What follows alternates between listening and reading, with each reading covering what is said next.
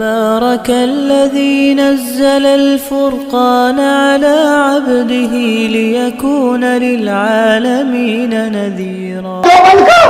مقابلہ کرتے علماء دیوبند کا، تنقید کرتے علماء دیوبند کو، جاؤ حسین احمد مدنی کو پڑھ کر دیکھو، یہی کراچی ہے، یہی خالق دینہ حال ہے. آپ انگریز کی عدالت میں کھڑے ہیں، انگریز جج کہتا ہے آپ نے فتویٰ دیا ہے انگریز کی فوج میں بھرتی ہونا حرام ہے، حرام ہے. فرمایا دیا کیا ہوتی ہے؟ اب دیتا ہوں، دیتا رہوں گا جب تک حسین احمد مدنی کے منہ میں زبان باقی ہے، سینے میں قرآن باقی ہے. میں کہتا رہوں گا انگریز تیری فوج میں بھرتی ہونا حرام ہے، حرام ہے. مولانا جوہر قدموں پہ گر پڑے، حضرت بیان بدل دو. فرمایا جوہر بیان بدلتا ہوں، ایمان بدل جائے گا. ایمان ٹھہر میں نے اسٹیشن پہ آ لیں دے. ایمان بدل جائے گا.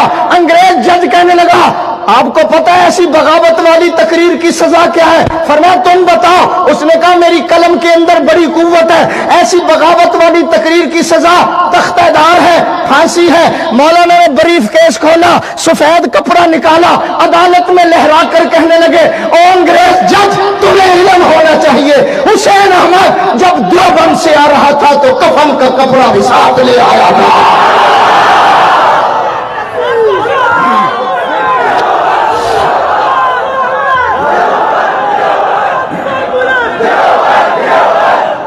میں اس سے بھی آگے نہ چل. حضرت لاہوری کو برف کے بلاکوں کے اندر لٹا دیا گیا.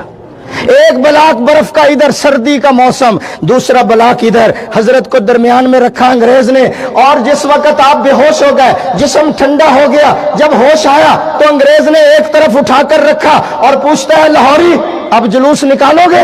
ہائے اب تو لکھ کر دے رہے ہیں حلفیہ بیان. سانو مانا غوث پاک دے نام تے چھڑ دے.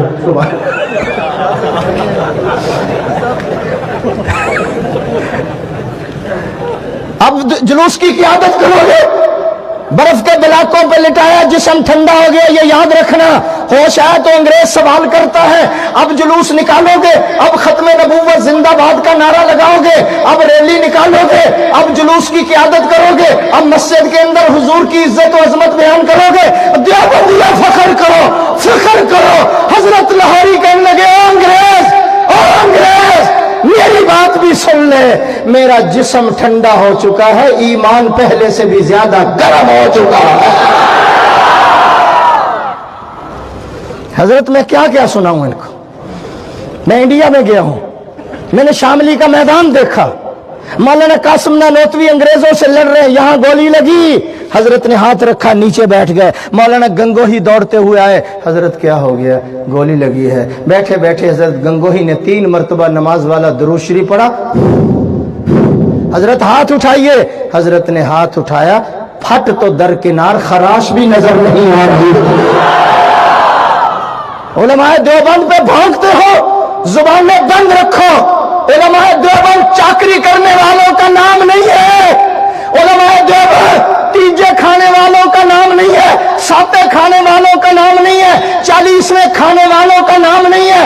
علماء دیوبند میرے دوستوں لوگوں کی نوکری کرنے کا نام نہیں ہے. دیوبند، علماء دیوبند اللہ کے نبی کے وارثوں کا نام ہے. کہو بے شک. نبی کی وراثت کا نام ہے.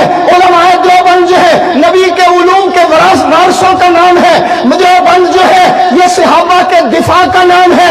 دیوبند جو ہے قاسم نانوتوی کے علم کا نام ہے. دیوبند جو ہے گنگوہی کے تقوی کا نام ہے. دیوبند جو ہے حسین احمد مدنی کی عظیمت کا نام ہے. دیوبند جو ہے انور شاہ کاشمیری کے علم کا نام ہے. دیوبند جو ہے حضرت عبید اللہ سندھی کی جدوجہد کا نام ہے. دیوبند جو ہے سید احمد جبیر کی جرأت کا نام ہے.